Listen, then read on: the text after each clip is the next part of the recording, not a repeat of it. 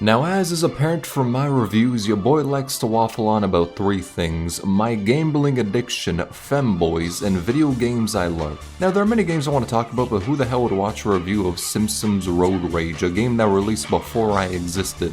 Although don't get it twisted, it's still the goat of driving games. So with that being said, I'm gonna praise and shitpost, mainly shitpost, what I believe to be the greatest games ever made. Also, I'm not gonna talk too much about gameplay, as A, that's pretty dry, and B, you could see the gameplay in the clips. With that being said, the first game is Nier Automata. It is such a beautiful game. It's an absolute masterpiece. It is art and is life-changing. And yes, what I just said doubles for my thoughts on 2B's Bakery. Now, Nier Automata is a game about androids whose looks range from every weeb's dream to what I dream about daily, femboys. It's a story that focuses on non-living beings, gacha players. Now, I know at first glance the game kinda looks like the genre begins with an H and ends with an I. But as many have said before, it's the ultimate human fable. I'm not going to get into spoilers for any of the games I'm listing, but Nier Automata's plot revolves around finding the meaning of life. It takes androids whose sole purpose is to just follow the orders humans give them. Oh, and to simplify those orders, it basically boils down to them needing to fight a war against the machines who were created by aliens and have taken over most of the world, so humanity had to flee to the moon,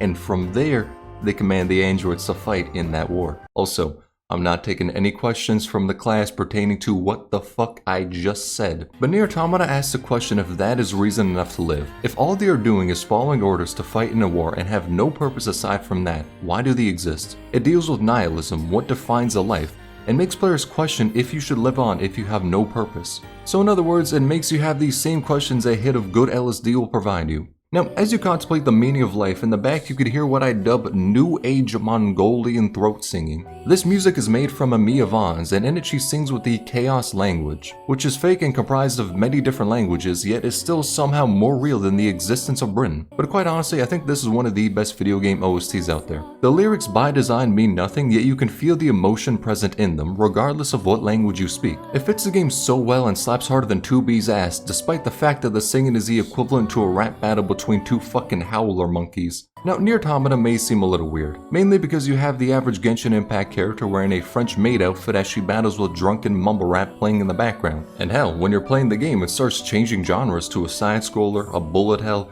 Unfortunately not hentai, but we just gotta hold that. Even taking into account how weird it can be, I haven't found a game, or really many other forms of media, that have made me think about them as much as this game has. To put it into perspective, shortly after I was done with my first session of playing the game, I went to the hub and punched in 9S. But when I ended up finishing the game, I just sat there questioning what the meaning of life is. And then an hour afterwards, I went to the hub and looked up 9S. Listen, even without the femboys, the game is a must play. Straight up, this game came out 6 years ago, yet it feels like it released only 2 years ago. I still remember so much of this game despite the fact that I have the earliest onset dementia in any human being. Okay, so the next game I'm gonna talk about is Final Fantasy XIV, and no, you don't need to play the, definitely more, than 13 Final Fantasy games prior to this one. Oh yeah, real quick, let me give you a little lore breakdown on how Final Fantasy XIV A Realm Reborn came to be. You see, a little while in the past, Final Fantasy XIV released and it was absolutely dog shit. That game was fucking terrible. Because of this, the CEO of Square Enix publicly apologized and said, yeah, we're gonna fix that monstrosity. And the way they fixed it is what I wish I could do to my cat daily, euthanize it. So to go about the process of the much needed murder, they basically made a cutscene where a giant ass dragon called Bahamut annihilated the area, and then right after that, shut the servers down. The absolute Giga Chad Viking funeral. Oh yeah, when it actually comes to the game, Final Fantasy XIV is unique in the fact that it actually respects your fucking time. Most MMOs want you to grind for hours to get a mount that's basically a light blue Moby huge. But 14 feels like a single player game. You can enjoy the main story quests on your own. The only time you need to play with others is when you do a dungeon or trial, but it's still optional. And as a little heads up, there is a very strong chance if you go into a dungeon, you will be paired with a cat or bunny boy wearing the equivalent to oxygen as their clothing. Now most, including myself, view this as a positive. Okay, screw the script. I really need to stop saying shit like this. My fucking family watches my videos. They definitely think I'm gay by now. But the reason 14 is amazing is because it's basically One Piece. Not within the sense of being a pirate and having females built like mirrored ball sacks, but within the sense of how much story there is. The game's been around for about a decade, so there's a lot of story content to go through. And because of this, 14 has done things with its story that I haven't seen done before. namely within the progression of your character. At the beginning of the journey, you're walking around swinging against fucking rats and mice as your main combat experience. The quest involved you picking up someone's goat milk down at the decrepit farmer's market. Yet at the end game, you're fighting against a fucking train? Okay, ignore that. At the endgame quest, you're picking up grapes that are comprised of 2 polygons. Alright, trust me, the endgame is hype as fuck, it's just rather hard to talk about it because of spoilers. However, another strength of 14 is the character development. It's no stretch to say the cast in this game is the best out of any Final Fantasy game. Each character has so much development to the point where watching the early cutscenes with them is jarring as they've changed so much over the story. For example, there's one character that scratch that, the community wanted to punt like a football, yet later on they became the best character in the game. That's possible because of how much story content is in the game. Most games last 40 or so hours, but since 14 has been going on for so long, it's reached a point where the world, characters, and plot are so rich. And with every expansion, it somehow manages to only get better. The journey this game will take you on is magical. When you finish Endwalker and look back at everything you did prior in the previous expansions, it will blow your mind how you went from the beginning of the game on some dingy ass wagon to where you are at Journey's End. It fully engrosses you into the world, and no other game has been able to do the same for me or stay consistently great like 14 has. That is, until you go into Limbs of Laments and see the absolute degenerates of humanity which only serve to make you lose more and more faith for our planet. But as long as you steer clear of that area, you should be fine. All in all, it's no surprise that those who play the game love it so much to where whenever it's mentioned, they bring up a copy pasta saying how the game has a free trial to level 60. It's basically a cult, but I'll be damned if the Kool-Aid doesn't taste amazing. Now I'm going to talk about Danganronpa, namely the 4th game in the series, Danganronpa V3. In case you don't know what in the hell a Danganronpa is, it's basically about 16 students who are the best in whatever field they specialize in. Like how Kate is the ultimate pianist. And from there, they are trapped in a death game. Now, I know that went kinda 0 to 100, but stick with me, it's gonna get worse. You see, this death game has some rules. The students are trapped in a school, and to get free and go to the outside world, they need to kill another student without getting found out. So whenever a body is discovered, shortly afterwards a trial takes place. If the murderer is found out, they get brutally executed. But if the wrong person is found out, everyone else gets no-scoped and the murderer goes free. The thing I love about Danganronpa is its writing. It does a great job propelling the mystery and making you grow attached to the characters. So whenever a body is about to be discovered, you're terrified if it's a character you grew attached to. And when you need to find out the murderer, you're hoping it wasn't a character you like. And damn, with every new word I speak, I'm sounding more and more like a masochist. But what can I say, to me the most important part of a game is its story. And Danganronpa V3's story goes gorillas bananas, it does not pull any punches. Like, when I went into V3, I thought I knew how Danganronpa was because I played the 2 prior games, which you definitely need to do before V3. But it only took the first trial to show me that V3 goes harder than the prior games. Maybe to the point where some may say it went too hard. Now, what do I mean by that? Well, the end of Danganronpa V3 is more controversial than the endless discussion on if liking femboys makes you gay. The end of this game made some people hate the entire series. That's to say, all the previous games, the light novels, the animes, well, there wasn't much assistance needed to dislike those, but still, and even all the characters. You may think that's a hyperbole, but trust me, it's fucking not. I personally love the ending, but I can fully understand hating it to death. All I'm saying is the Danganronpa games are goated with the sauce, but V3 may very well make you hate the series, or it'll be your favorite game in the series, like me. Straight up, the writing's godlike and Shuichi awakens something within me. You know, I'm pretty sure even my audience thinks I'm gay about now.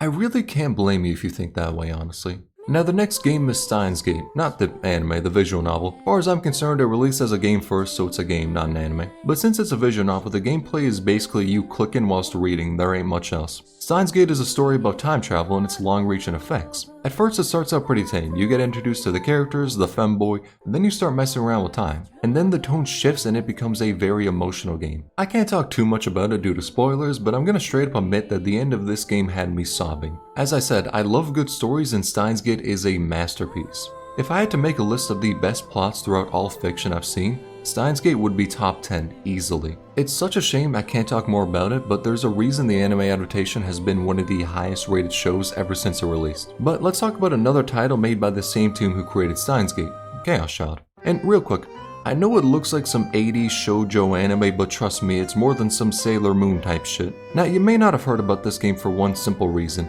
The anime adaptation was basically the world's worst vile condensed into 13 episodes of pure regret. I had a friend sit down and watch not only the anime but the movie as well. That motherfucker turned into Gollum, bro. He was a changed man. That did something to him. It's like he watched the tape from The Ring. All I'm saying is there's a couple of things you don't want to do in life, which are post on Reddit, do heroin, trust me, below is better, and 3 is watch that anime. Chaos Child is the greatest murder mystery I've ever seen. It's impossible to figure out the killer despite the sheer number of red flags. Honestly, most murder mysteries are ass mainly because they got the most bland characters who you never give a shit about. The characters in them are usually just stereotypes who you judge based on how likely they are to kill someone. But Chaos Child makes you grow attached to the characters, and that's why it's impossible to figure out who the killer is, because they are multifaceted and make you think there's no way they could kill someone. Believe me, if you play this game, you will not find out the killer before it is revealed, and when the killer is shown,